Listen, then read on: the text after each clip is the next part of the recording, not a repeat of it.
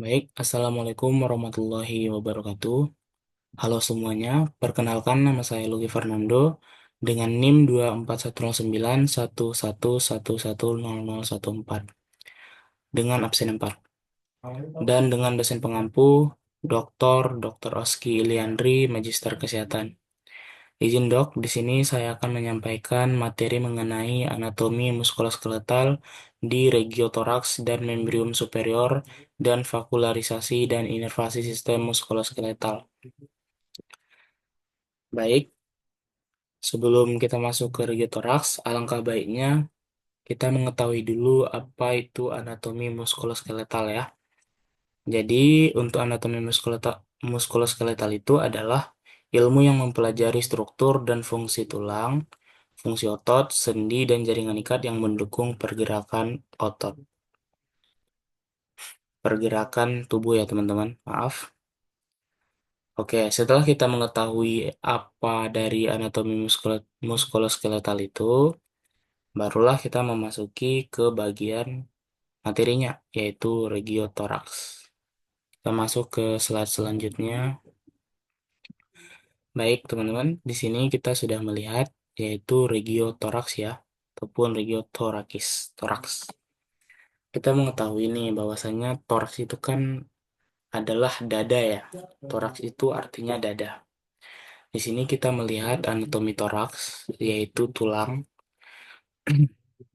Jadi, struktur toraks itu ataupun dada yaitu strukturnya itu terdiri dari dinding toraks, rongga toraks, diafragma.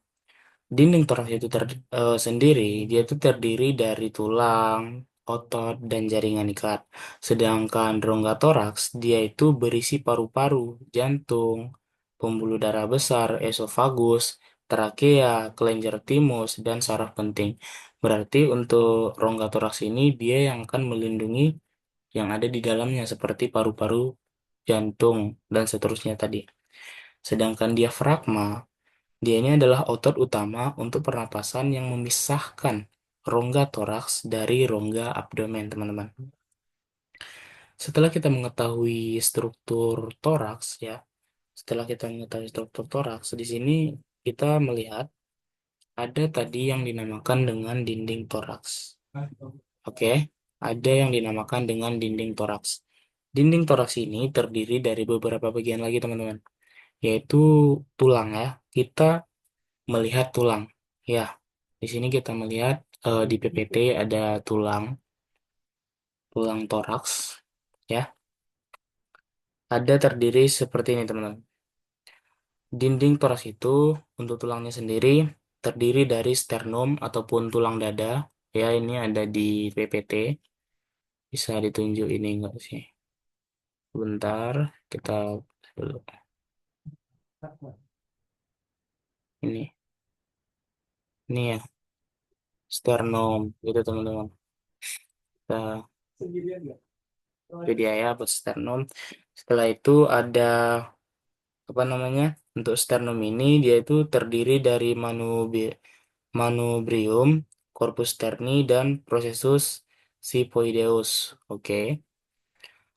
Selanjutnya yaitu ada tulang 12 pasang, 12 pasang tulang rusuk ataupun kosta yang terbagi menjadi 7 pasang tulang rusuk sejati yang melekat langsung pada sternum melalui kartilago dan 3 pasang tulang rusuk palsu ataupun costae supriae yang melekat secara tidak langsung ke sternum serta 2 pasang tulang rusuk melayang yaitu costae fluctuantes yang tidak melekat ke sternum.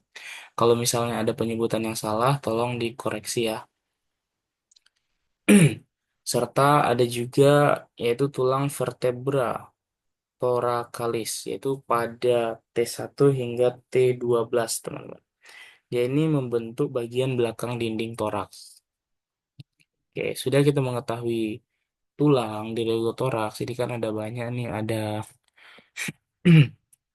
ada cartilago costalis, ada arcus costalis, ya, ada banyak di PPT ini. Nggak bisa di zoom ya.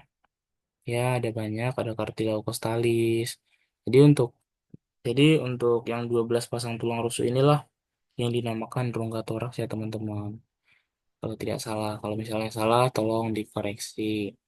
Ya, setelah kita mengetahui tulang-tulang yang ada di regiotoraks, masuk kita ke bagian otot.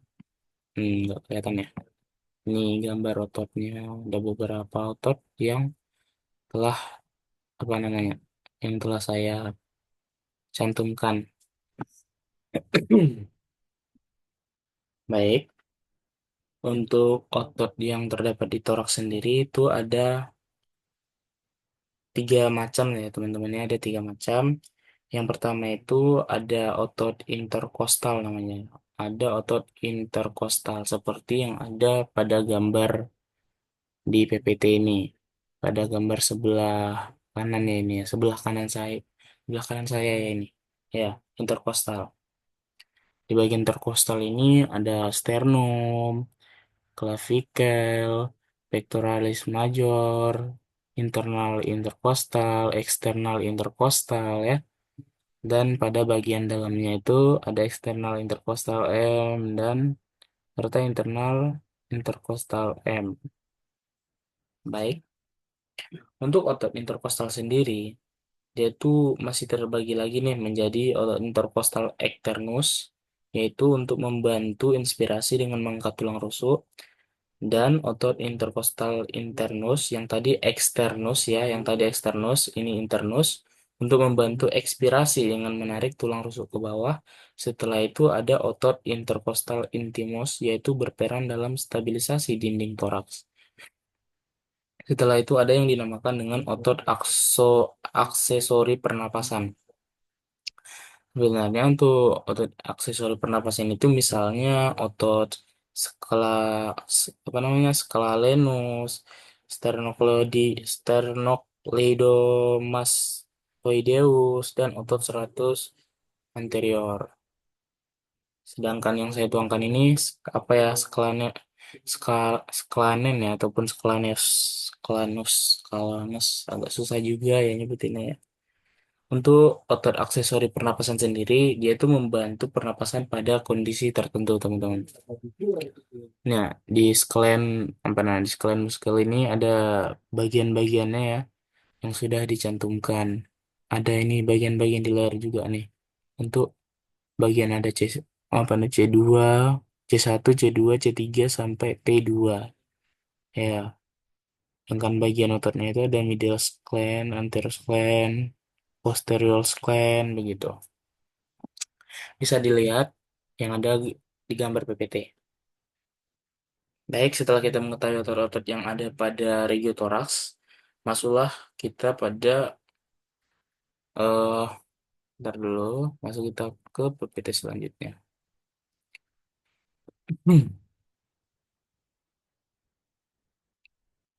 Ini pembuluh darah ya teman-teman. Pembuluh darah yang ada pada regiotoraks. Oh iya teman-teman, untuk otot yang tadi itu sebetulnya ada tambahan yaitu fascia dan pleura teman-teman. Fascia ini ada namanya fascia endothoracika, endothoracika ya, fascia endothoracika, yaitu jaringan ikat yang melapisi dinding dalam toraks. Dan ada juga yang dinamakan dengan pleura parietalis dan pleura visceralis. Untuk ini tuh membran serosa yang melapisi rongga pleura dan paru-paru. Itu dia pengertiannya. Baru kita masuk ke pembuluh darah ini, teman-teman. Jadi untuk di pembuluh darah ini, dia tuh ada pembuluh darah tuh kan ada dua ya, pembuluh darah arteri dan pembuluh darah vena. Jadi untuk yang awal tadi kan ada istilah eh, ada istilah ini dia superior, bukan superior, vakularisasi. Vakularisasi itu kan artinya adalah pembuluh darah. Kurang lebih itu yang saya tahu pembuluh darah, sedangkan inervasi itu artinya saraf ya teman-teman. Makanya kita membahas pembuluh darah di sini, pembuluh darah yang ada pada toraks ataupun pada dada. Baik, untuk gambar ada ya, untuk pembuluh darah arteri di toraks. Itu dia. Ada ini, ada esopagusnya, ada trakeanya gitu. Sudah lengkap, ada di gambar, right main bronchus juga ada, right bronchial artery juga ada. Jadi untuk pembuluh darah di toraks yang bagian arteri, sebenarnya ada beberapa arteri utama yang memasuk darah ke toraks. Misalnya ini aorta Torasika ini adalah cabang dari aorta yang memasuk darah ke berbagai bagian toraks, termasuk interkostal dan esofagus. Dan ada juga yang dinamakan dengan arteri intercostalis posterior. Dia ini berasal dari aorta thoracica ya, yang mensuplai dinding toraks dan tulang rusuk. Setelah itu ada yang dinamakan dengan arteri subclavia. Untuk arteri subclavia ini dia tuh bercabang menjadi arteri vertebralis dianya.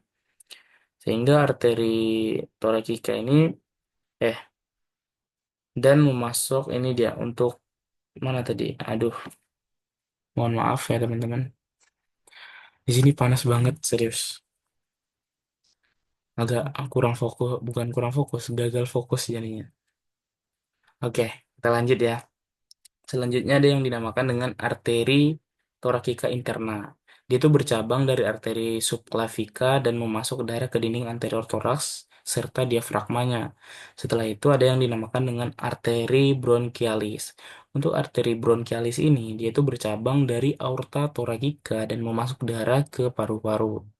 Setelah itu ada juga yang dinamakan dengan arteri esophagealis. Arteri esophagealis ini bercabang dari aorta thoracica ini untuk mensulfai esofagus. Seterusnya ada juga yang dinamakan dengan arteri pericardiofrenica, yaitu bercabang dari arteri thoracica interna untuk memasuk darah ke perikardium dan diafragma. Ya, begitu teman-teman untuk bagian pembuluh darah arteri di toraks. Ya, ada tadi ada yang ketinggalan yaitu arteri subclavia, yaitu bercabang menjadi arteri vertebralis, arteri thoracica interna, dan arteri axillaris, teman-teman. Nah, untuk selanjutnya ada yang dinamakan dengan pembuluh darah vena yang ada di toraks ya. Ini ada gambarnya namun tidak ada petunjuknya. Ini bisa dilihat ya teman-teman untuk gambaran. Jadi di vena ini pada toraks ada vena azygos yaitu mengalirkan darah dari dinding toraks ke vena cava superior. Setelah itu ada juga vena hemiazygos namanya yaitu membantu drainase vena azygos ini di sisi kiri toraks. Seterusnya ada yang dinamakan dengan vena intercostalis teman-teman. Ini dia mengalirkan darah dari ruang interkostal ke vena azygos atau vena hemiazygos teman-teman. Selanjutnya vena thoracica interna. Dia tuh mengalirkan darah ke vena subclavia, teman-teman. Selanjutnya vena pulmonalis. Dia ini membawa darah beroksigen dari paru-paru ke atrium kiri jantung. Dan selanjutnya itu vena cava superior namanya, teman-teman. Untuk vena cava superior ini sendiri, dia ini menerima darah dari vena-vena di kepala, leher, dan ekstremitas atas serta mengalirkannya ke atrium kanan. Baik, teman-teman. Untuk pembuluh darah di sini sudah kelihatan ya, untuk gambarnya juga sudah ada. Nah, baik. Lanjut kita ke slide selanjutnya, yaitu mengenai saraf.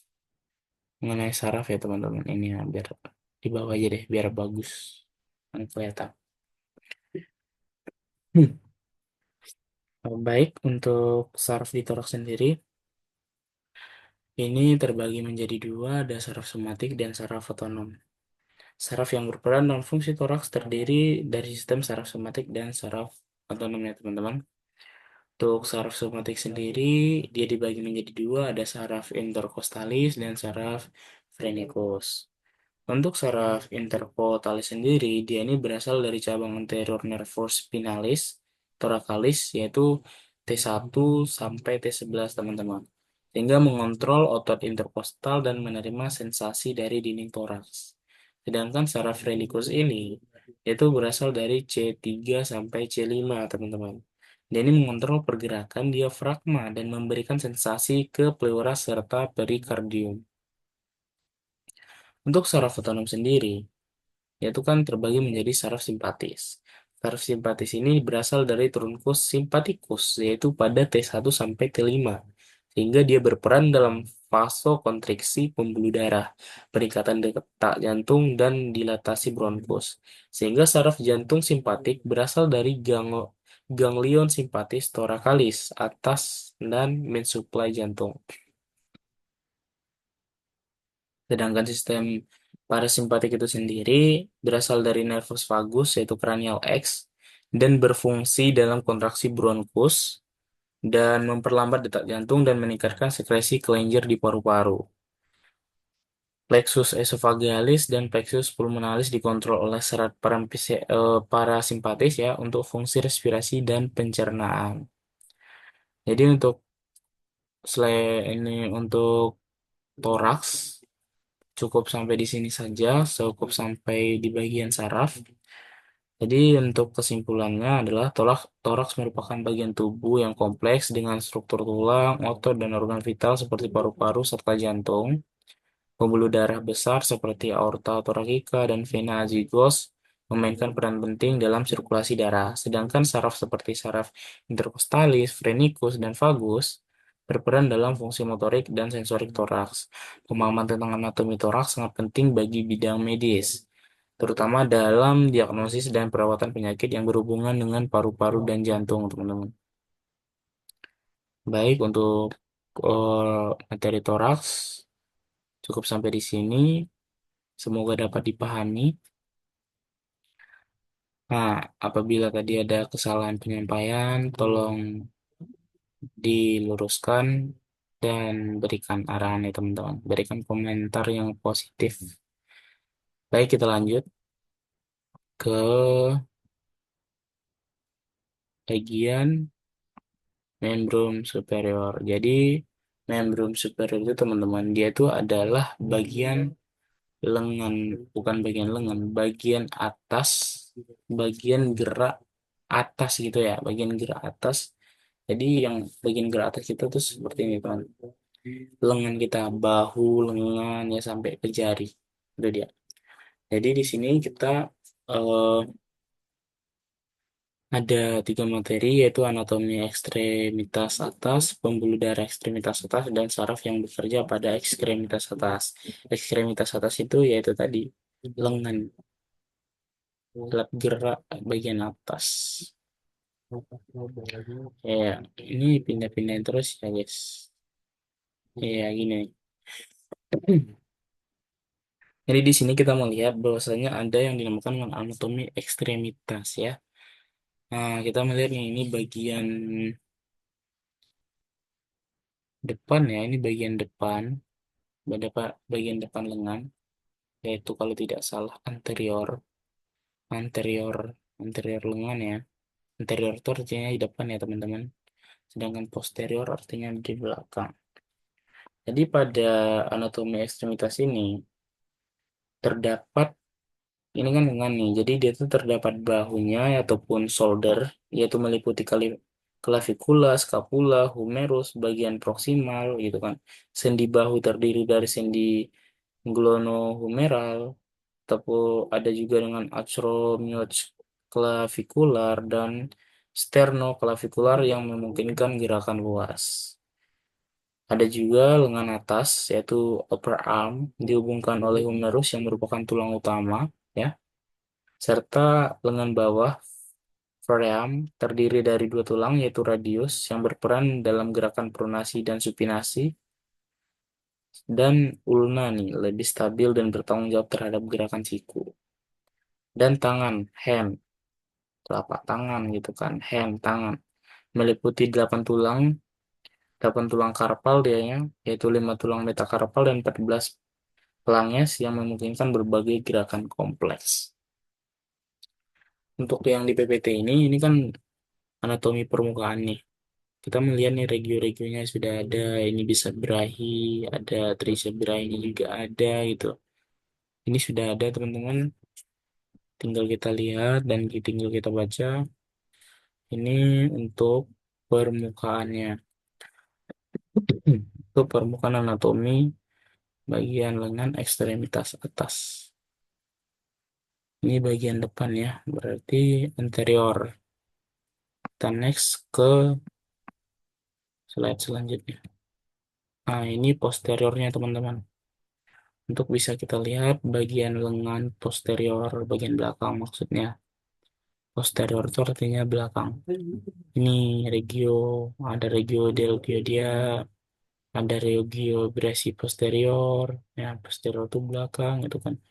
Olecranon ada olecranon, dan brachiourdalis. Nah, ini otot ini. Biasanya kalau kita angkat beban besar nih ototnya, guys. Ah, ada dorsum manus juga, ada nih dorsum manus nih, punggung ya, punggung apa namanya, punggung telapak tangan. Nah, ini dia, dan banyak banyak lagi ya teman-teman ya, bisa dibaca supaya paham juga. Kita sama-sama saling belajar. Mungkin ada penonton-penonton yang lebih paham, berikan komentarnya. Oke, lanjut ya. Oke, di sini ada apa nih? Kita perkecil dulu teman-teman biar kelihatan. Iya, ini dia. Kita perkecil biar kelihatan. Iya, nggak kelihatan dong aku. Di bawah aja deh ya. Nggak apa-apa di bawah. Ya, baik. Di sini kita melihat ada, ini bukan apa lagi ya, bukan anatomi permukaannya kelihatannya. Udah dalam nih, udah tulang gitu. Udah tulang, udah kelihatan gitu kan. Eh, udah kelihatan nih. Ini ada kuman skeleton upper limbs gitu. Ini posterior nih. Ini bagian belakang lengan, tapi kelihatan tulangnya. Setelah itu ada arm sculpt. Ini bisa dibaca ya teman-teman. Ini bagian dalam. Ini kelihatannya otot-ototnya nih secara langsung. Sedangkan ini tulang-tulangnya ada humerus, scapula. Scapula tuh kayak tulang belikat gitu nggak sih? Ya kan? Dan ada hand itu tadi tangan. Nah, ini pembagiannya tadi tuh yang ada karpal, metakarpal, planges, ada ulna gitu kan. Ada juga humerus, humerus itu berarti daerah sini, humerus gitu kan. Sedangkan di sini tuh oh, akromion namanya, akromion. Ya, baik teman-teman, kita lanjut lagi ke slide selanjutnya. Oke, ini bisa kita perbesar lagi ya gambarnya, biar saya kelihatan juga gitu kan. Biar saya terlihat tidak sembunyi, iya kebesaran. Nah ini ideal lah, kurang kelihatan juga nih. Di sini kita selanjutnya membahas mengenai pembuluh ekstremitas atas, teman-teman. Jadi pembuluh darah ya, pembuluh darah yang akan kita bahas pada ekstremitas atas ini sebetulnya sama saja seperti yang sebelumnya. Ada dua pembuluh darah, yaitu pembuluh darah vena dan pembuluh darah arteri, ataupun sebaliknya. Untuk pembuluh darah arteri ini terbagi dari beberapa apa ya, beberapa bagian. Untuk yang dipaparkan ini itu tadi kalau tidak salah yaitu arteri sub subclavia namanya. Dia ini berasal dari aorta sebelah kiri atau truncus brachiocephalicus yaitu sebelah kanan. Dia ini memberikan suplai darah ke seluruh lengan. Ada juga arteri axillaris, ini melanjutkan dari arteri subclavia di daerah ketiak dan memberikan cabang ke otot sekitar bahu. Serta ada juga nih arteri brachialis, berlanjut dari arteri axillaris di lengan atas dan memberikan suplai darah utama. Serta arteri dari radialis dan ulnaris nih, percabangan dari arteri brachialis mensuplai lengan bawah dan tangan. Setelah itu ada yang dinamakan arcus palmaris nih. Arcus palmaris ini terdiri dari arcus palmaris superficialis dan profunda. menyuplai darah ke seluruh jari tangan, teman-teman. Setelah itu eh, selesai ya, selesai untuk pembuluh darah arteri itu adalah pembagiannya dan juga pembahasannya juga secara singkat. Selanjutnya masuk kita ke pembuluh darah vena, teman-teman. Ke pembuluh mana? Ke pembuluh darah vena ini ada yang saya ambil tadi ini adalah vena subclavia, teman-teman. Dia ini mengembalikan darah ke jantung dari ekstremitas atas. Jadi mengembalikan darah ke jantung. Mudah ya, maksudnya secara singkat, tapi ada juga dengan vena aksilaris namanya. Vena aksilaris ini terletak di ketiak, mengalirkan darah dari vena brachialis dia ya, dari ketiak gitu ya. Ada vena brachialis, teman-teman. Dia ini mengembalikan darah dari lengan atas. Ini berarti untuk vena yang di ekstremitas atas ini singkat-singkat ya pengertiannya. Nggak kayak arteri tadi, panjang-panjang. Ada juga yang dinamakan dengan vena radialis nih dan ulnaris. Dia ini mengalirkan darah dari lengan bawah, teman-teman. Vena savena dan vena palmaris. Dia ini berperan dalam sirkulasi vena di tangan dengan sistem superficial dan profunda. Jadi untuk pembuluh darah ekstremitas atas ini itu adalah pembagiannya. Serta untuk eh, menghafalnya pasti lebih enak vena ini ya, teman-teman. Soalnya singkat-singkat, nggak panjang-panjang. Selanjutnya kita membahas, pasti sudah tahu, ya, membahas saraf, teman-teman. Jadi di sini kita akan membahas apa namanya, saraf yang bekerja pada ekstremitas atas. Kayak kelihatan ya bacaannya. Gak apa-apa ya, saya geser kameranya biar kelihatan gitu. Jadi kan tidak ada apa namanya, tidak ada dusta di antara kita. Ya, oke. Untuk saraf di sini yang saya ambil itu ada 5, yaitu nervus musculocutaneus, cutaneus ya. Ini itu menginervasi otot flexor lengan atas, yaitu M bisebrachi, M brachialis, M coracoidealis, serta memberikan sensasi ke sisi lateral lengan bawah. Sedangkan nervus axillaris ini yaitu menginversi M deltoideus dan M teres minor, serta memberikan sensasi ke daerah bahu lateral, teman-teman. Dan yang ketiga yaitu nervus medianus. Untuk itu, nervus medianus ini mengontrol otot-otot flexor lengan bawah serta sebagian otot tangan yang bertanggung jawab atas gerakan jari kecuali jari kelingking. Ya, itu dia. Selanjutnya ada yang dinamakan dengan nervus ulnaris. Nervus ulnaris ini bertanggung jawab atas gerakan jari terutama untuk cengkeraman tangan. Nah, nervus ulnaris itu bertanggung jawab atas gerakan jari dan genggaman cengkeraman serta menginversi sebagian besar otot intrinsik tangan dan memberikan sensasi ke jari keempat dan kelima, teman-teman. Keempat dan kelima. Selanjutnya ada nervus radialis. Untuk nervus radialis ini menginversi otot ekstensor lengan dan tangan, memberikan kontrol pada ekstensi siku pergelangan tangan, serta jari juga memberikan sensasi ke bagian dorsal tangan. Dorsal tangan, teman-teman. Itu adalah pengertian dari eh, saraf-saraf yang ada pada PPT ini, teman-teman. Untuk gambarnya sendiri tadi ada ini ya, teman-teman. Ada dua kalau tidak salah ya. Ada dua gambar yang saya ambil. Ini untuk yang itu tadi untuk saraf pertama dan ini untuk saraf kedua. Baik. Ya ini dah udah sampai di akhir kita, teman-teman. Perbesar dulu deh kameranya biar kelihatan muka saya.